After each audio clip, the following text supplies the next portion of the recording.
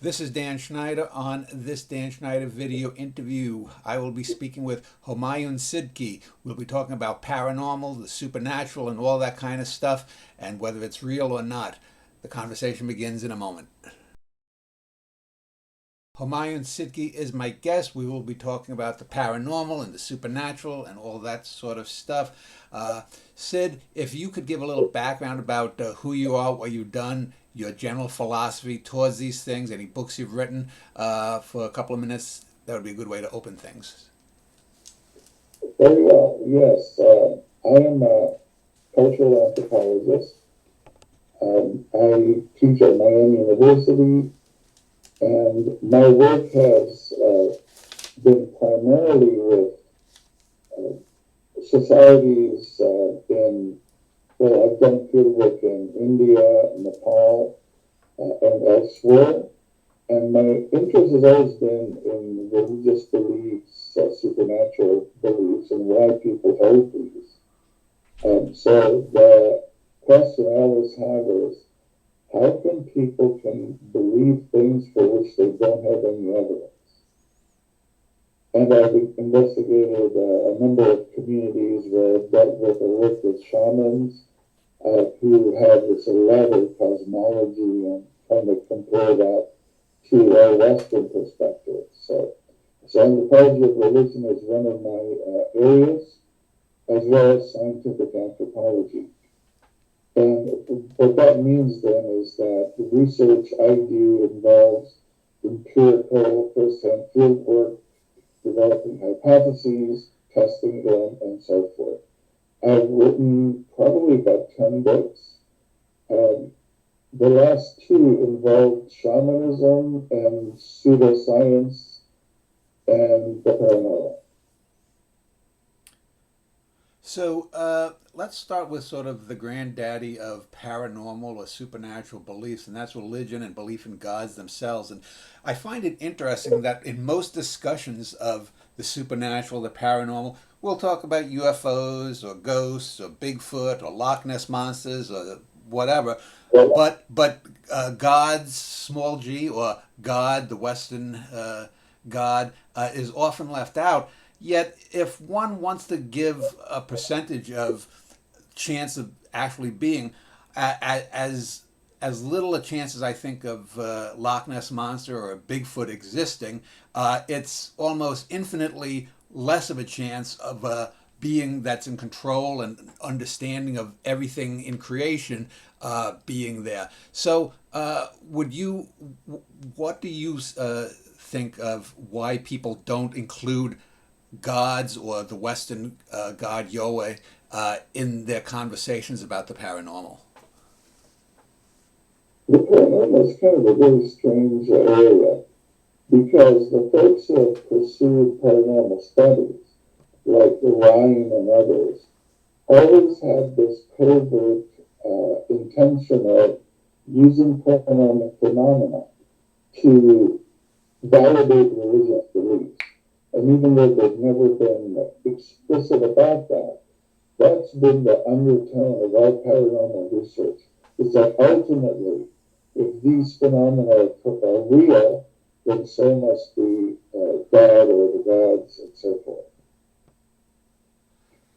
So, the one of the things proposed for why religious belief is so widespread amongst human beings is that it was sort of evolutionarily wired into us because it's based upon fear.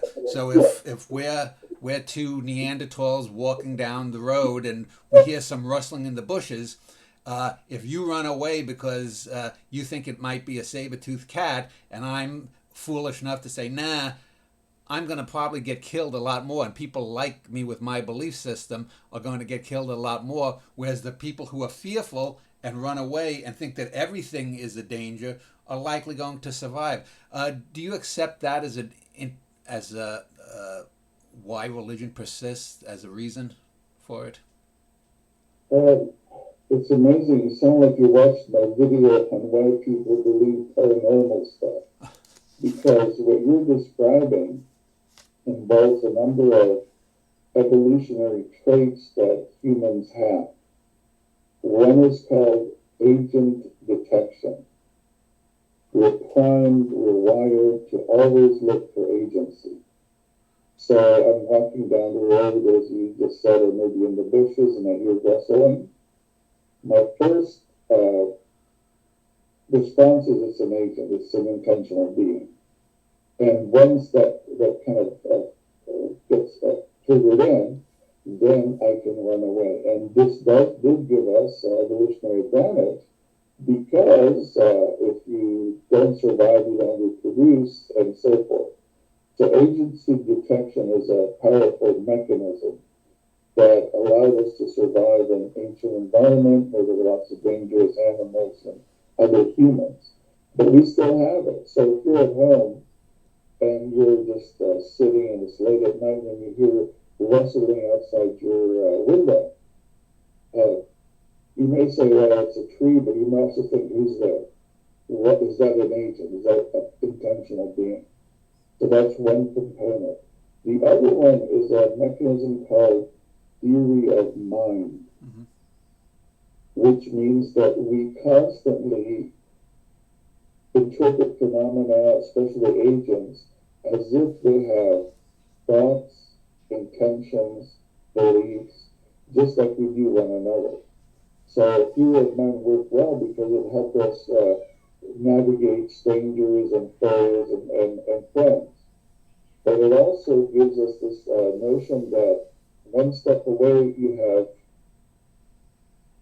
the possibility of non-corporeal minds.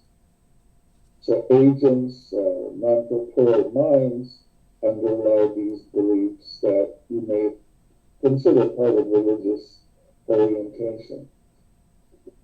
So there's an evolutionary basis to that.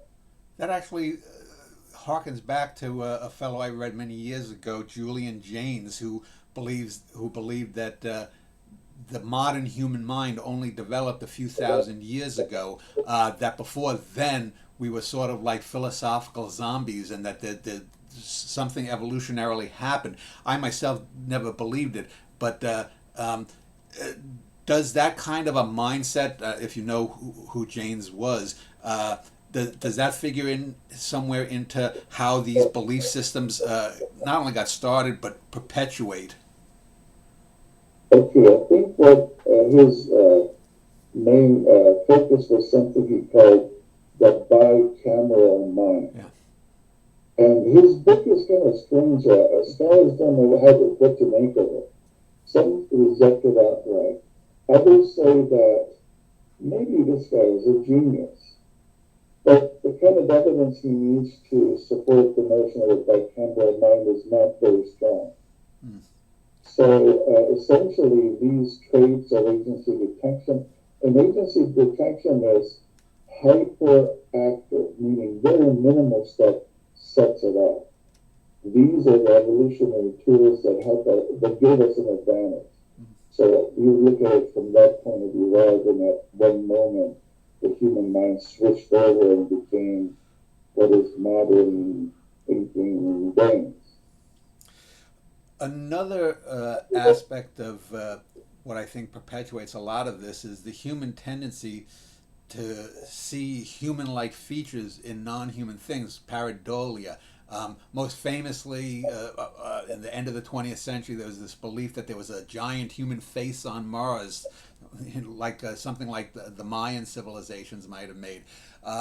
But, you can see that all the time when you're sitting on the toilet and you're looking down at your bath mat, and your bath mat's little fuzzies look one way, and maybe it looks like a brontosaurus to you, or it may look like, your Aunt Bertha or whatnot. But most people, so here again, we'd have something that may have evolutionarily developed to benefit our ancestors in recognizing possible threats, not just from saber-toothed cats, but from other tribes.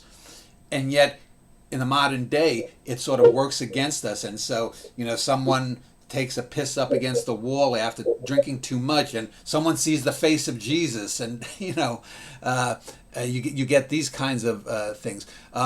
To what degree do you think a lot of paranormal or supernatural things are based upon this pareidolia or any related phenomena. Okay, so the pareidolia is our tendency to find meaningful patterns in random data.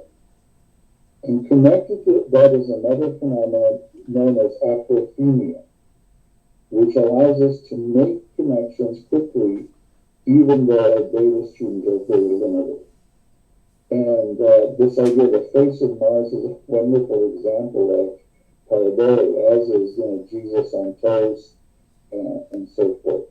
Now, there are some anthropologists who argue that the basis of religion is this phenomenon they call animism, meaning imputing spirits to nature and trees and rocks and so forth. And in fact, there's an anthropologist by the name of Stuart Guthrie, or is it Guthrie Stuart, anyway, who wrote a book called Faces in the Clouds. And he picks up this very idea that we see stuff we don't want to see it. Like when you look at the moon, I don't want to see a face on the moon, I just see it.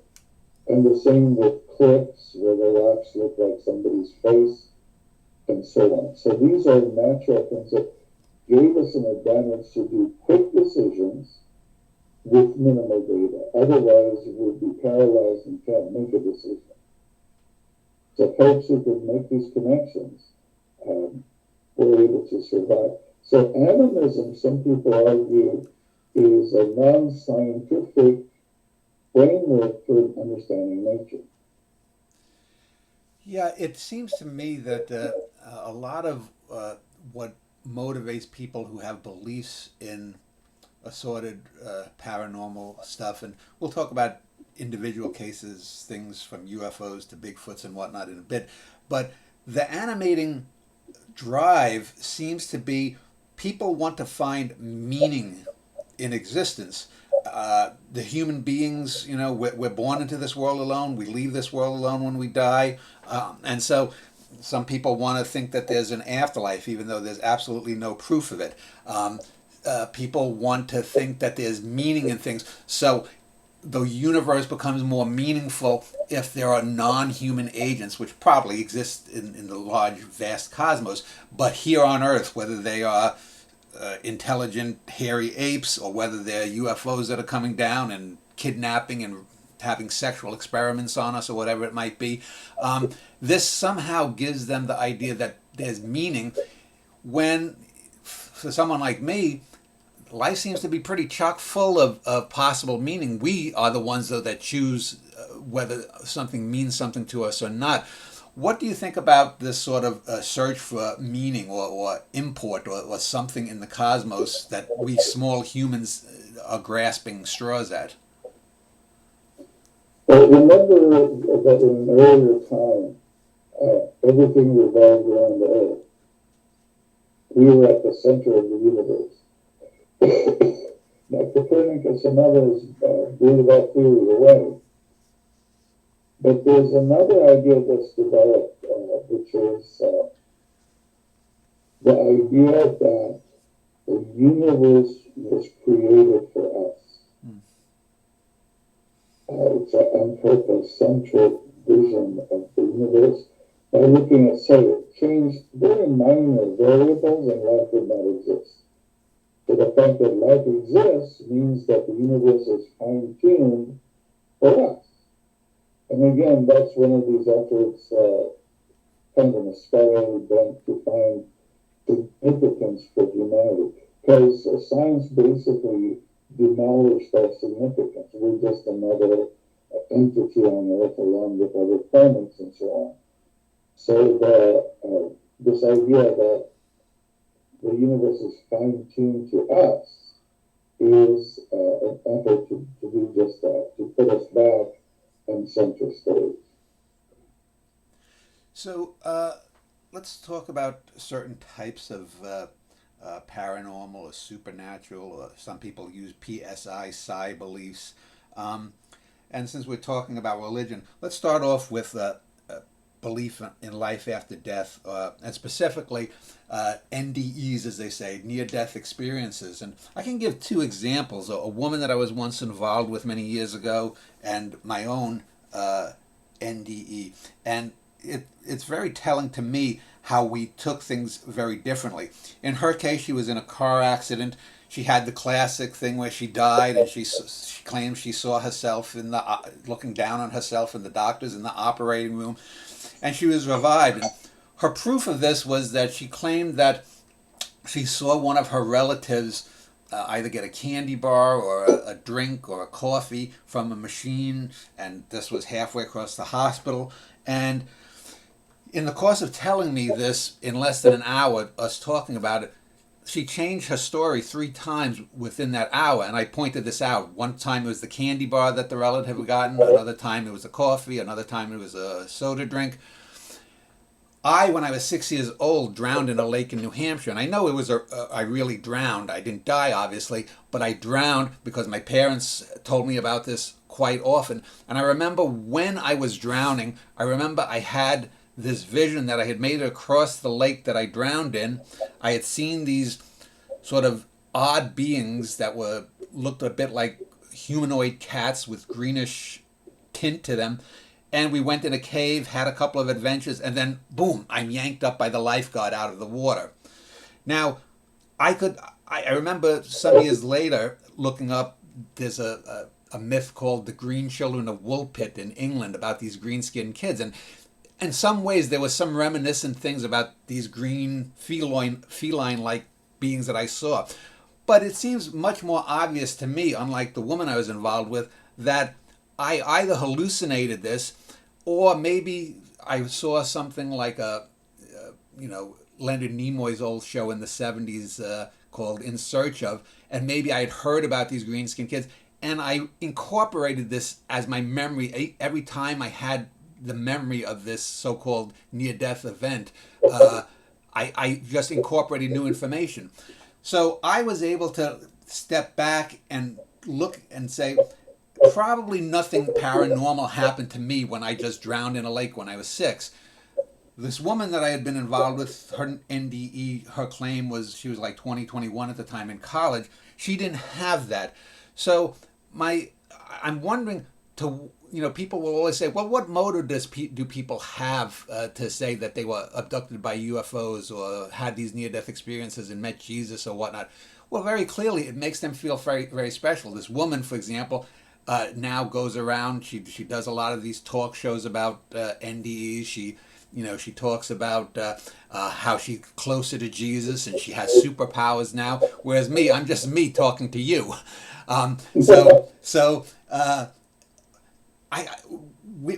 Is there a mindset? Is there a type of personality type, I should ask, who is more apt to believing that explicable things aren't as explicable as they seem to most people? One of the things about NDEs and how this whole idea started, the people who wrote the first book that kind of made this popular, they went around and they were interviewing people who had this idea that, hey, they were dead, but they revived. And oftentimes, this was like 10 years after events. And so they kind of constructed a narrative that includes the tunnel, the light at the end of the tunnel, and all of that. But that's mostly a construct. They kind of put structure on these different events. So people who never thought that they had a near-death event, after talking to them, say, oh yeah, I guess I did.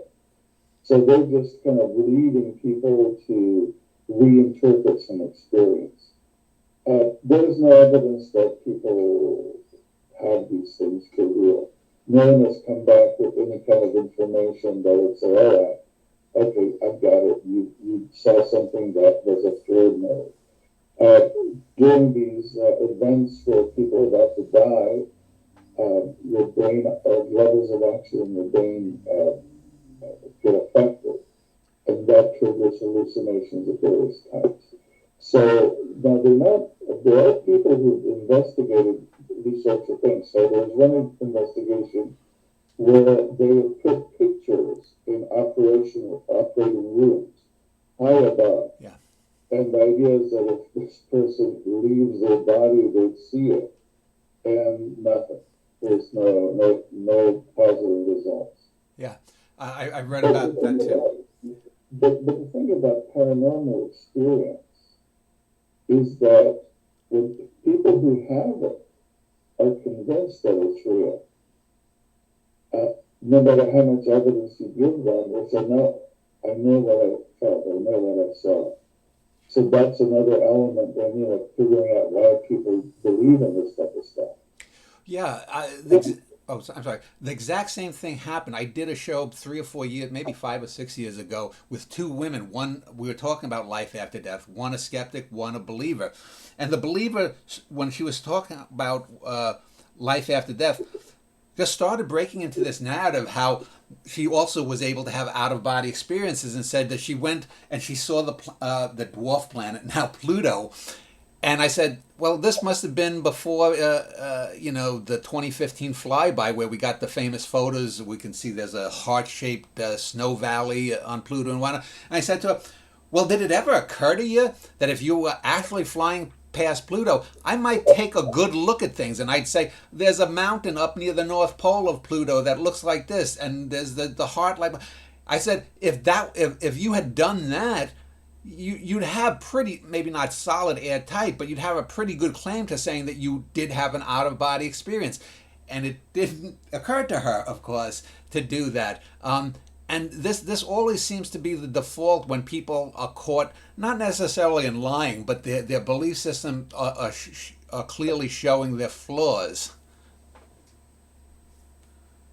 It's funny you mentioned Leonard Nimoy's show. Yeah. This is a little bit off tangent, but I think it might be interesting.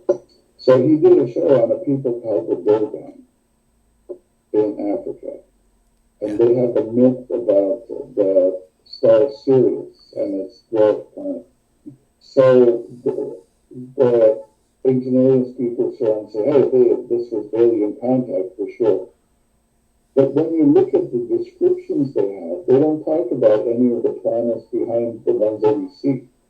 So if you're an alien coming through to give information to the Earth people, you would have gone past all these planets. Why not mention them? And so the thing is, when you encounter cases like this, you want to avoid the least plausible hypothesis. Yeah. What is more likely that extraterrestrials came and spoke to these African people and gave them this knowledge, or was it one of the French missionaries or one of the French anthropologists who, at the time, there was a big uproar in Europe about Sirius and its dark twin. So, least plausible, which one is it? Mr. Spock coming down, or some colonial person passed that information? You're talking about the Dogon experience there. Brings to mind, of course, probably the most famous of the modern abductee tales of Betty and Barney Hill. And the thing is, if we're talking evidentiarily, this is the most easily and thoroughly debunked story in UFOlogy as there could be, because we know that these two people are driving along a certain highway coming down New Hampshire. We know the time that they were driving. We know, because the moon is so clockwork, where the moon was, and they have literally tracked that as they were driving down there, they would have seen the full moon, following them, as the moon and the sun so far away do. So we know that they had that. We know that they were fearful because of this, because they were probably tired, 5-6 hours driving. It's midnight or whatever it was. And so they pulled over, they stopped, they nodded off, and they had this hallucinatory experience. And we know, for example, that Betty Hill was the lead subject because she had more details. We know her infamous star map, as Carl Sagan showed, I think it was on Cosmos, was just similar lines overlaid to certain things. So we know that that was nonsense. And again, We know down to literally the minute where the moon would have been in the sky. We know it was a clear sky. And despite all of that, books and reams of books have been written about this. And it seems to resist all common sense to believe that this was actually not what the hills claimed. But so, what do you attribute to the undying belief that people have that this was some kind of cosmic level event? It's interesting. Humans have all these psychological quirks. Things like our memories are very, very problematic. Observing things, we are not like a video camera that records stuff. So our observations are filtered, our memories filtered. There's something called, I'm not going to pronounce the French name, but it's called the folly of two. Where two people have a strange experience, or one does, and the two of them convince one another that it's really the case. And this happens all the time. People are driving down this road, we stopped at this wonderful hotel, and when we went back, it wasn't there. Must have been supernatural. It's probably a theory of memory distortion. It's not like I believe what I see, rather, I believe, how's it go? Not seeing is believing, but believing is seeing. So our belief systems really impact what we see. Otherwise, you have solid evidence. Betty probably, to her dying days, must have been convinced that that event really happened to us. Yeah. And again, like I said, once it happens to a person, they're convinced. So it's hard to get them to change their mind or think about an alternative explanation. But also it makes them special. So when people talk about well, why would someone say they encountered a Bigfoot, or they encountered a kraken on the seas, it makes them special. The most obvious thing, and it's like the woman that I mentioned who had the near-death experience. Well, now she's in tight with Jesus. She's one of the chosen people. So of course she's going to have this belief, and it becomes important to her, no matter how implausible it might seem. So I always find it odd when people who have seen ghosts, or have seen Jesus, or have seen Bigfoots, or have whatever. They try to downplay it, like, well, why would I make that up? Why not? You don't. It's maybe not going to make you a millionaire, but it makes you chosen. It makes you special. You may just be an accountant that hates the company you work for. You may have a miserable marriage. You may have rickets, but God damn it, you met Jesus. Yeah, it does give them a sense of that I know something others don't. And that's the same for these conspiracy theorists. They come up with these incredibly complex stories, Yeah. and they think, I am in the know. I know stuff that other people don't. I am smarter than they are. I am special. And that's the same thing with conspiracy theories. But I've always, when we talk about other paranormal beliefs, like ESP, all of those, one of the things I teach my students is just ask, how would the world be different if telepathy and clairvoyance were true?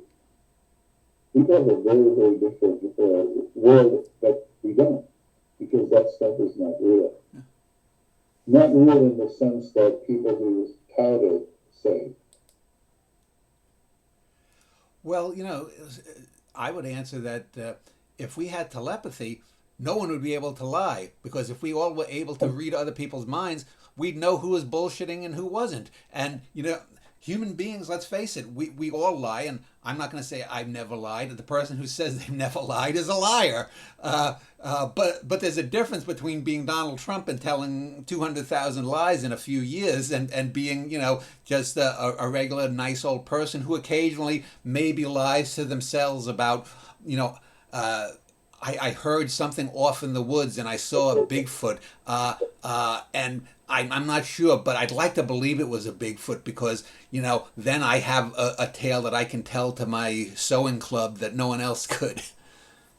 Yeah, yeah, that's absolutely true.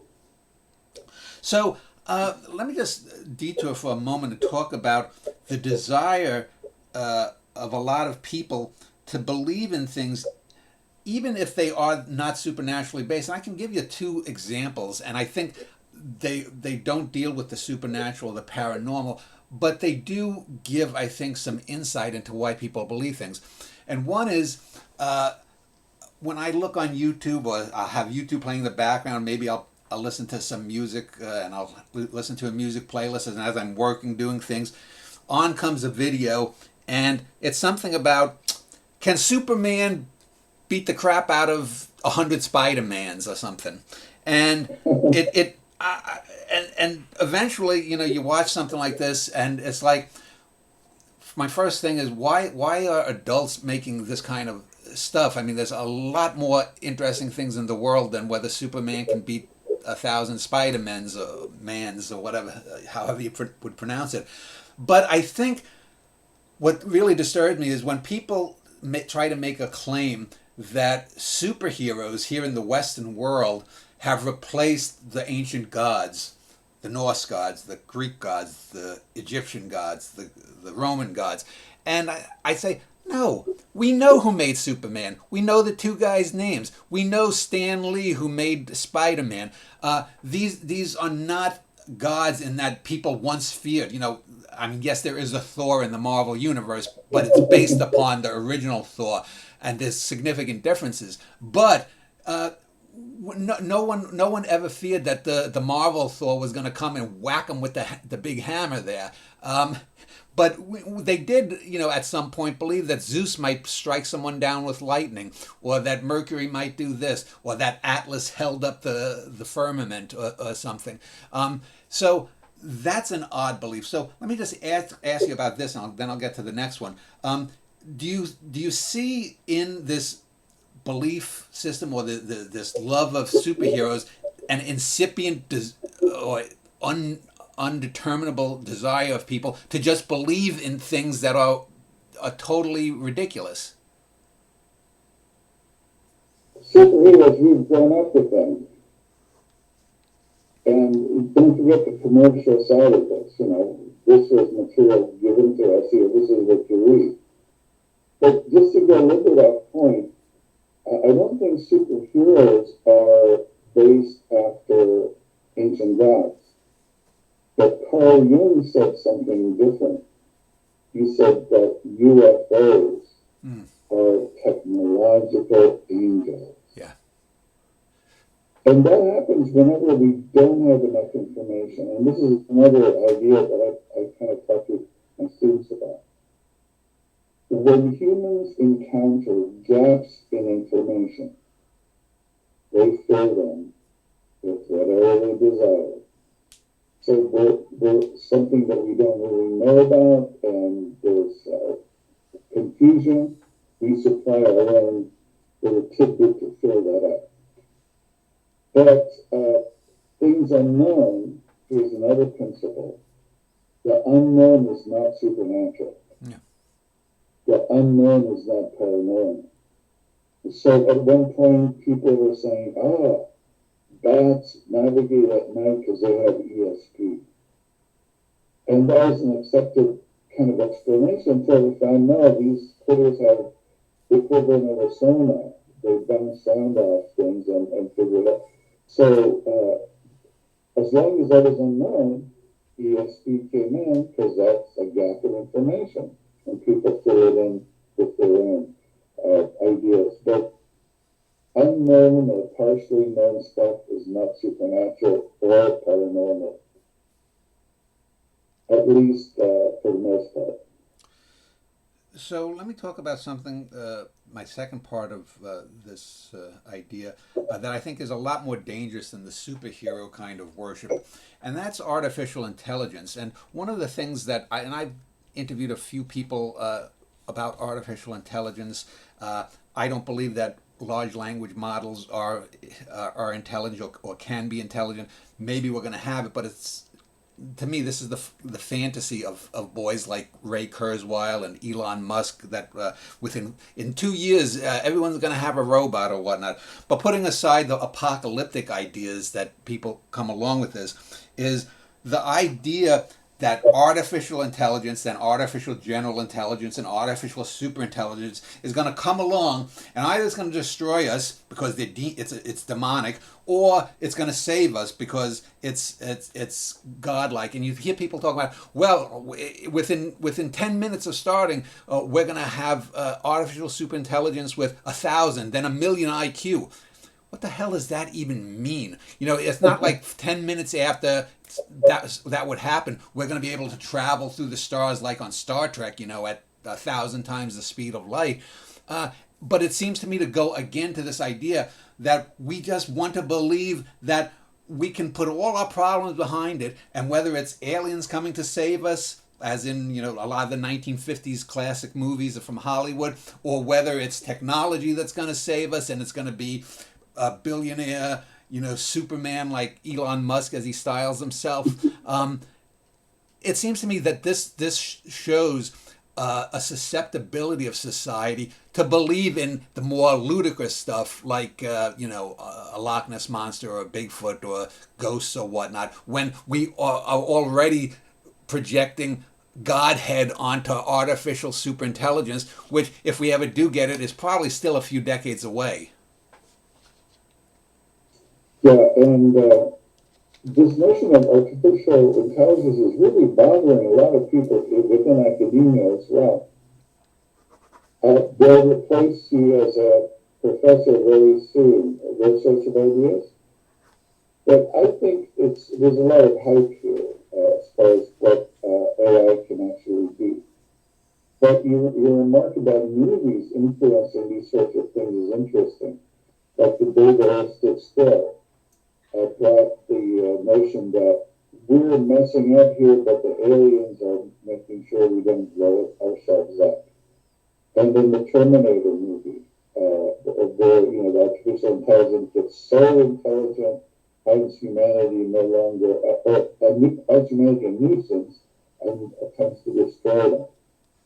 So these are cultural themes that kind of pop into ways we can try to understand what AI is and what AI does.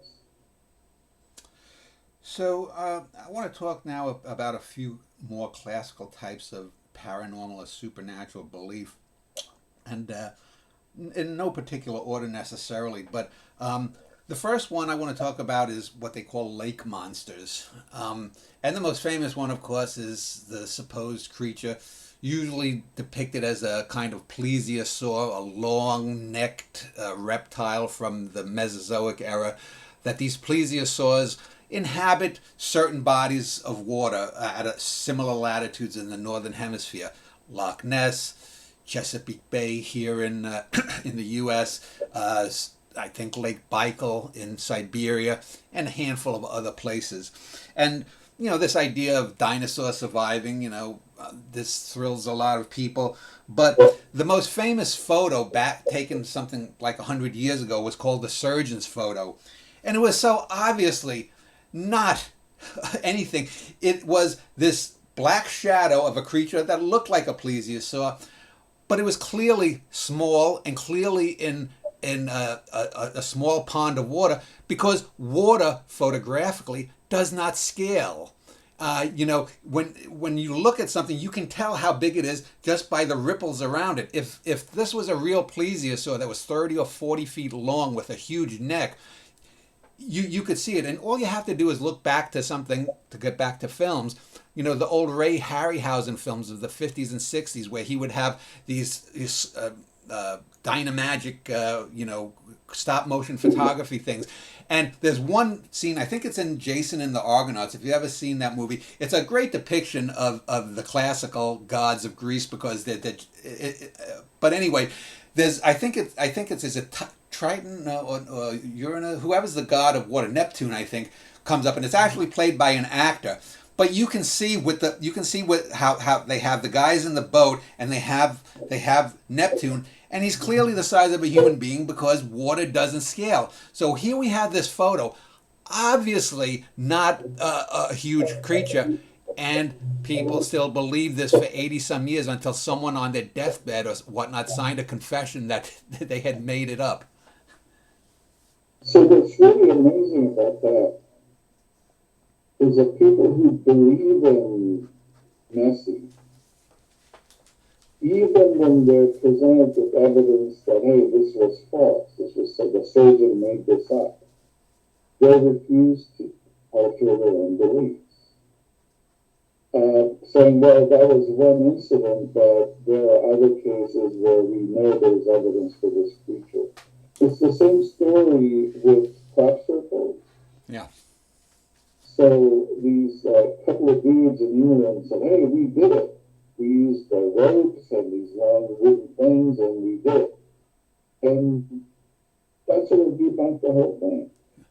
But instead, the believers went on to say, well, no, that was just one instance. These crop circles are genuine indeed. And so that debunking did not make crop circles disappear. Because when people believe in something so hard, they always say, well, yeah, but what about this other stuff? Yeah. And that's a quirk of humans that's always fascinated me. Yeah, and the interesting thing is there are things, as you had said, that were unexplained that became explained. The most famous example in the last 20 years, we have video proof, for example, of ball lightning occurring when lightning strikes. We don't know the exact mechanics of it, but we have absolute video proof of ball lightning. Unlike, say, aliens coming down from the heavens. I wanted to talk now about another easily debunked thing that has probably, I think now in the last 20 or 30 years, superseded lake monsters, and that's hairy bipeds, as they call them. The abominable snowman, Yeti, Bigfoot, Sasquatch, the Florida skunk ape, or whatever they call it, and in a similar sense, I think it's mostly northern hemisphere. Although I guess maybe Australia, they have some sightings like that too. And the most famous of these was a 1967 film called the Patterson-Gimlin film that shows about 45 minutes of a supposed ape-like creature. Yeah. Right. And this, people who claim this ignore several parts. Number one, the guy wrote a book about it. He was interested in it. Also, two, he was obsessed with Sasquatches that had breasts, female Sasquatches. This is supposedly claimed to be a female Sasquatch with breasts. He goes out and miraculously, it's only on like the first or second day, he gets this golden view of this creature walking across. But we know, for example, a guy who claimed to have been in the suit, they've shown him he has the exact same gait and walk as this creature.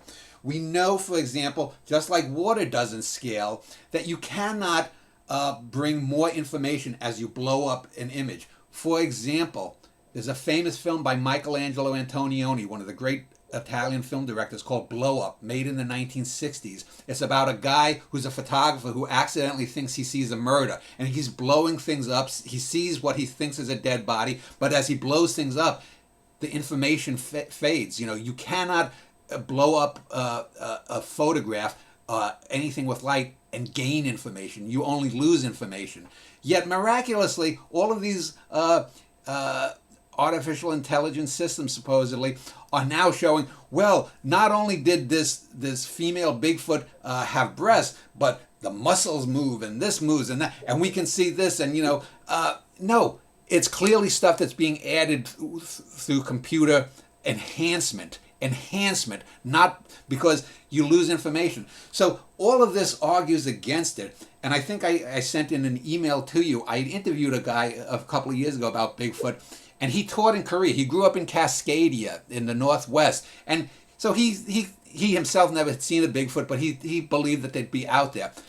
He showed the Patterson Gimlin film to his Korean students, and they just laughed at it because it was so obviously a man in a suit. That's so obviously not everything is claimed to be, but they weren't culturally biased to believe in it the way he had, and a lot of people in America have been. So let me ask you about that cultural bias. It seems to me that, I once went to Roswell and went to the Roswell Space Museum, which was just a bunch of plastic soldiers hanging on strings with badly made paper mache UFOs.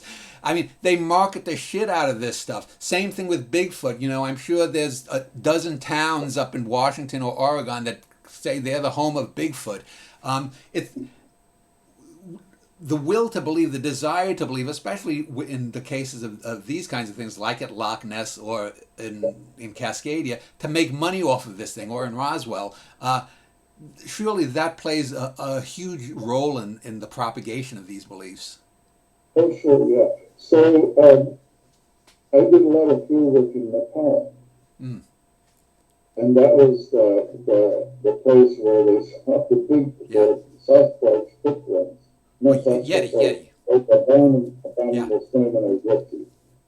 And during my field research there, I ran into a number of shamans who showed me Yeti skulls. This is a Yeti skull. We use it in rituals. It turns out they're bear skulls. Yeah. And I've been approached at least twice by people saying, would you lead an expedition for a move in search of the Yeti?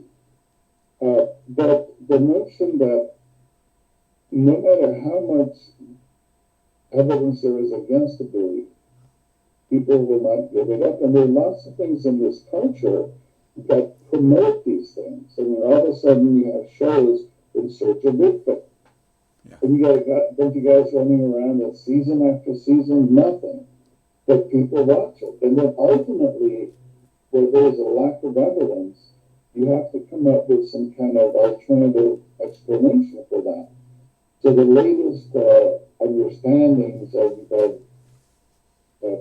Bigfoot is that they're not of this earth, they're interdimensional beings. Yeah. Well, all your evidence, the requirement for evidence goes away with. There are no bodies, there are no bones and stuff. Yeah, because they come from another dimension, appear here and then vanish. But what's more probable? An ape creature that has been around for as long as humans have been around in North America. I know that Native Americans have legends about it. But they don't fit in the environment. Ecologically, there's not enough to sustain the population. We don't see any remains of dead big people, Bigfoot. Excuse me. So overall, the scientific opinion is that this is basically another folk belief. Although there is one anthropologist who's convinced. He's collected all these footprints, the Bigfoot footprints, and he claims that there's enough evidence to maybe support this idea that there are these strange ape-like creatures around. But again, think about it. If such creatures existed, how would things be different? Yeah. I was just thinking as you were speaking, there is so much cultural effluvia out there that you don't even know how you're influenced. I mentioned, when I drowned in the lake and I saw these greenish-looking feline-like beings. And I mentioned there was this myth called the Green Children of Woolpit. Now, as I said earlier, it's very possible, if not likely, that I might have seen, I don't know if In Search of did such a show, but I remember Chariots of the Gods, and I remember there's all this kind of stuff that's floated around for 50 years. So I could have picked it up there. The Betty and Barney Hill case with the the before that came, the aliens we saw were like the guy Michael Rennie from The Day the Earth Stood Still. They looked human. Then they became these weird fetal-like creatures with black eyes. And guess what happened was on TV just a couple of days before the Hill incident. Outer Limits, there was a show about aliens with wraparound black eyes. And if we want to go to Bigfoot and aliens, one of my favorite shows as a kid was The $6 Million Man with Lee Majors, and he battled Andre the Giant, a professional wrestler dressed up as Bigfoot. And Bigfoot was being controlled by aliens not of this world or something. And again, a science fiction show, but people forget that. And but they take the very tropes, the central core of these belief systems, and maybe 10 years have passed by since the Hills incident, or 10 years since that episode of The $6 Million Man aired. But then it's dropped right in there as plain as can be in some future claim. So it seems to me that cultural memory, or its lack, also plays a part in this, because or if it's not a cultural lapse in memory, maybe people are just self-deluding and they don't want to remember these things that millions of people saw on television. So those are kind of the cultural baggage that's floating around that we take in, but sometimes we're not even aware of it. I think in connection with Bigfoot sightings, a case happened in South Dakota, I think, where they showed, there's a terrible movie, I think it was in the mid-70s, called Bigfoot. So they showed this movie to the local community. Within days, someone reported seeing a tall, hairy creature. Now, with each telling, the details became more and more complicated. So the first person, oh, it's just a shadow. Second person, oh, it's a hair. And the third one, oh, it was really big. So we kind of add on to these, what do you call it? These fantasies. Our fantasies, as a recall, gain more detail. So that's what happens with Bigfoot. And no matter what kind of objection, they'll come up with an answer. Like that's interdimensional or multidimensional creature. David Hume, the philosopher, said a long time ago that humans have the proclivity towards the marvelous. We want this stuff to be real. We want it to be out there, and it makes us feel it's interesting, it fascinates us. And that fascination can lead to all kinds of stuff about UFOs, about alien abductions. A lot of alien abduction narratives are linked to sleep paralysis. I'm not sure if you ever had that experience. I've had, and my students have. So what happens there is a very, very interesting phenomena where you're in REM, your body's paralyzed, but you wake up, and then the kinds of entities that you see varies through time. So during the Middle Ages, when people had this, they saw demonic creatures, like incubus or succubus. Yeah. And then more recently here, it's extraterrestrials. And they come and they mess with you, and it's really scary. So the phenomenon of sleep paralysis is consistent. How people embellish it varies over time. Yeah, and it seems too that, like I've talked about, some of this, they're so susceptible or so willing to be gulled that they believe the most obvious things. Now, a perfect example of this, I remember, is no longer considered supernatural because it's so obviously bad, is when Sherlock Holmes's creator, what's his name? The Cottingley Fairies thing, where there was this famed photo of these little girls with these obviously they obviously cut on some cardboard paper these fairy-like beings, sat them down in front of it, and some people actually believed this for 20 or 30 years before. I guess it was debunked by the mid-century. Even that was so bad. And then, of course, ghost photos. So Arthur Conan Doyle, Yeah, that Doyle, right? So he wrote Sherlock Holmes is a evidence-based, rational, logical dude. And then the author of it was a firm believer in spiritualism. Yeah. And when those little girls made those photos of fairies, I had a paper from him defending it, saying, how can you cast doubt on this? These entities are real.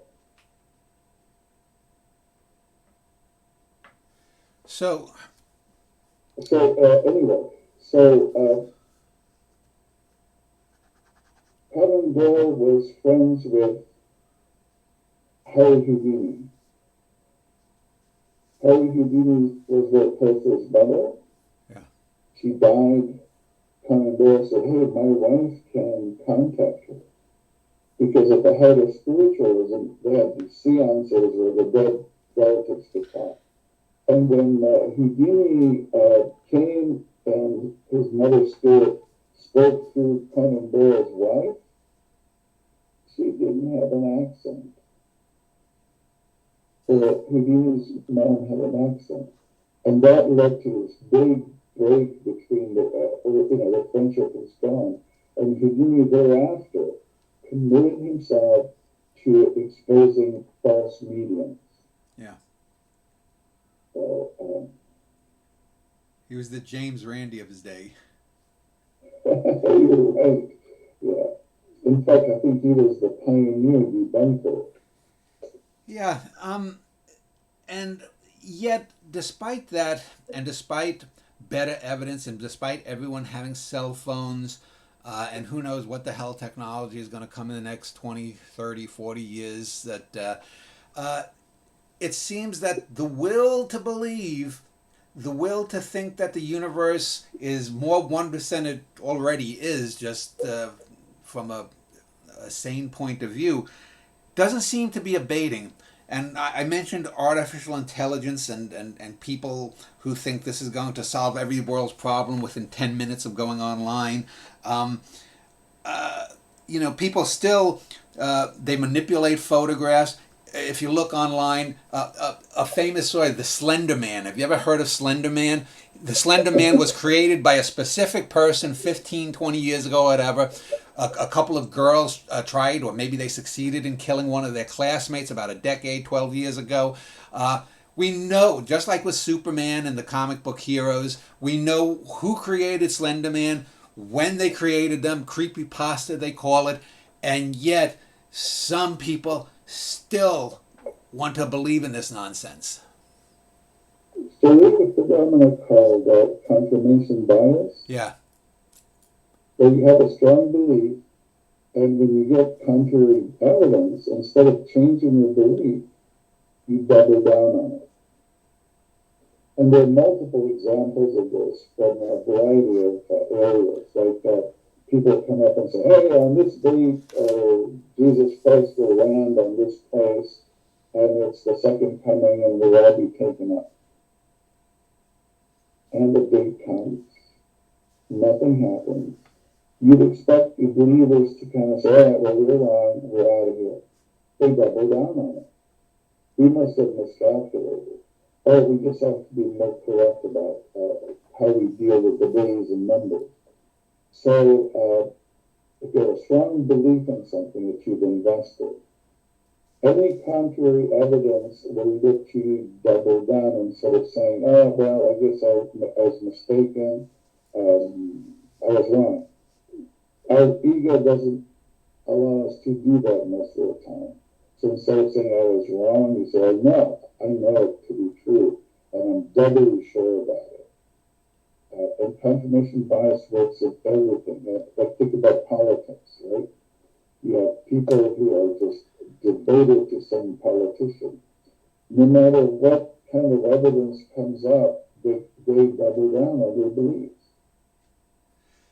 So that, and getting back to what I was saying about AI, it seems that technology is not going to relieve it. It may just exacerbate it. Because I could imagine if we do get artificial general and or super intelligence, there are going to be people who are going to say anything bad that happens in the world is because our AIs are conspiring with AIs from the Andromeda galaxy, and they're out to zap us with whatever ray, and they're sending their who is the guy, Ray Palmer, I think it was, who had this idea of robots that lived under the earth in the hollow earth, this kind of modern mythology. So I guess I would ask, how do we battle confirmation bias? Can we assume that most human beings have some form of it in some area? Yes. It takes, so the development of the scientific method was one of the ways we had a set of procedures to apply to get rid of the confirmation bias.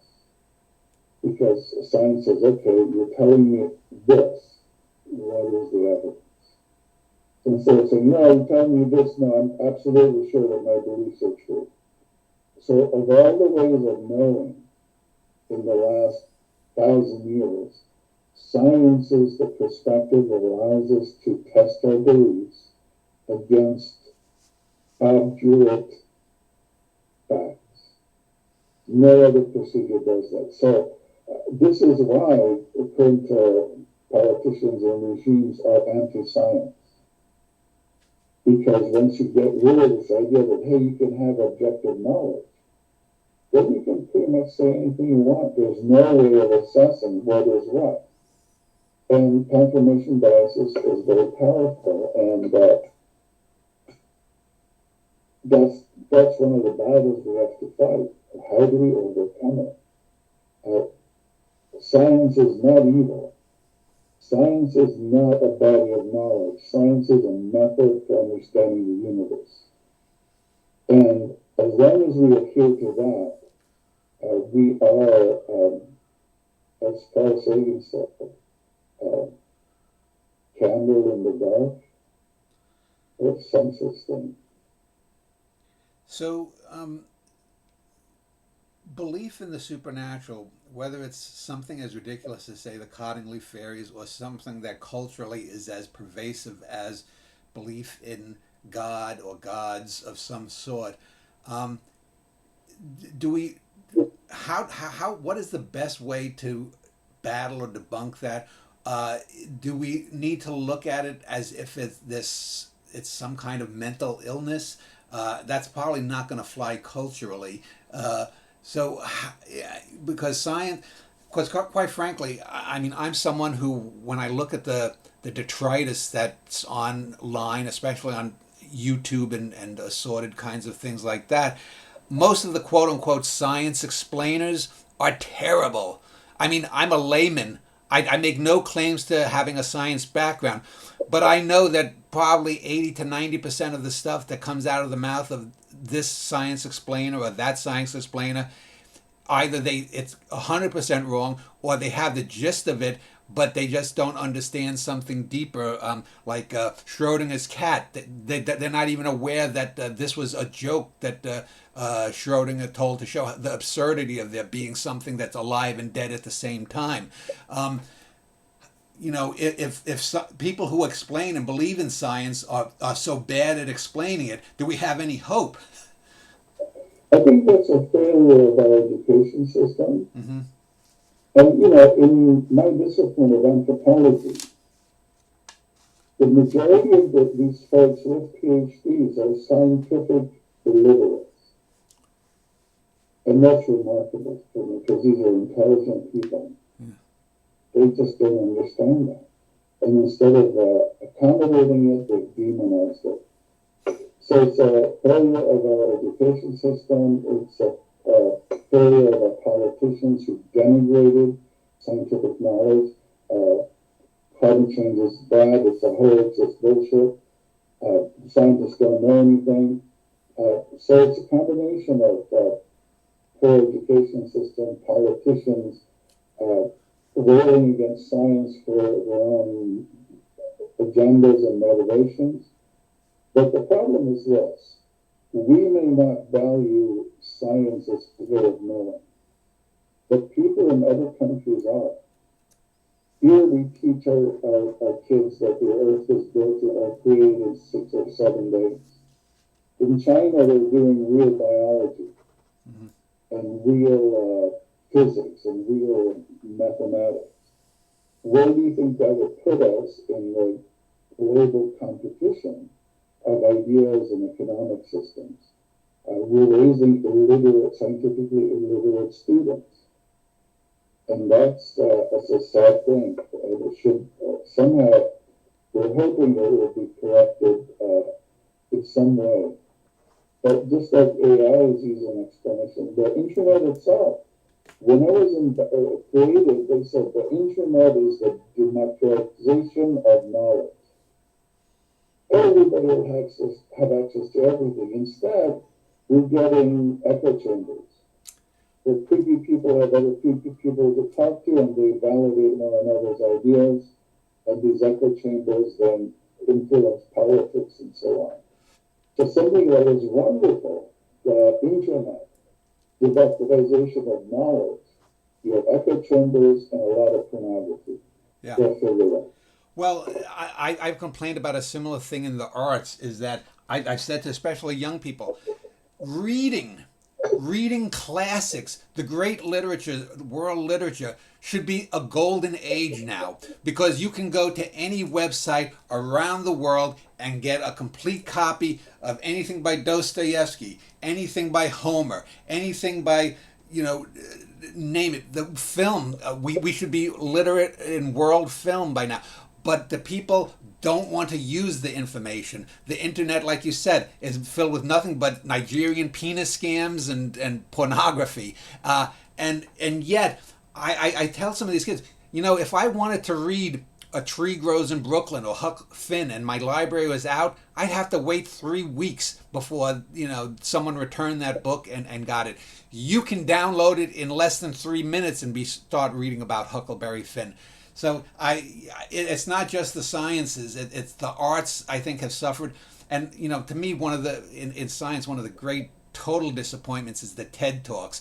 You look at TED Talks today compared to what they did 20, 25 years ago when they were ostensibly pro-science. Now it's just a bunch of hokum and bunkum that they have. They have Eric von Daniken types that are giving TED Talks. So let me just ask you, just to end here. What do you think the future of paranormal and supernatural belief systems are? Do you see any particular belief as maybe an aborting new religion? Is it AI, as I had mentioned, or something else? Okay, so we started out talking about how we have certain kind of cognitive apparatus that makes us prone to paranormal events. One psychologist said that the way our cognitive system is put together, we will have paranormal experiences even if the paranormal does not exist. So that's a constant. As long as people personally have these experiences, and there's a culture that's telling them how to interpret it, you're going to have beliefs in the paranormal. But this is, I guess, my final statement on the paranormal. Paranormal has been studied for over 200 years now, starting with the Society for the Study of Ghosts and Spirits in the 1800s during the spiritualism up till now. In all that time, there is not a single piece of evidence that says paranormal phenomena are real. Doesn't matter, people will believe it. Because if I saw a ghost last night, you're going to tell me I didn't? So there's that connection. But my statement about paranormal stuff is, again, think, if that stuff was true, our world would be different. We wouldn't have judges or cops. Everybody would know everything. And then finally, these people who champion paranormal ideas or even claim that they possess them, they go on TV and they tell people, here, your granddad said that. My point is that, okay, if you have all this power, why the heck are you selling books and tickets? Go at the stock market. Or help somebody, if you're not greedy, go help somebody with cancer. Instead, I'm on TV, I'm selling books, I go to these conventions. Come on. That means that these savants, they can do only what a stage magician can do and nothing more. So, sorry, these savants don't have those powers they claim. But they use it to bamboozle us. So, I guess I was going to ask you any final point, but you said that was your final point. So I'll just say thank you for speaking for over an hour, Sid. I will link to your Miami University of Ohio webpage for anyone who wants to find out more about you and what you do. So again, thank you for a little sanity. Thank you. It's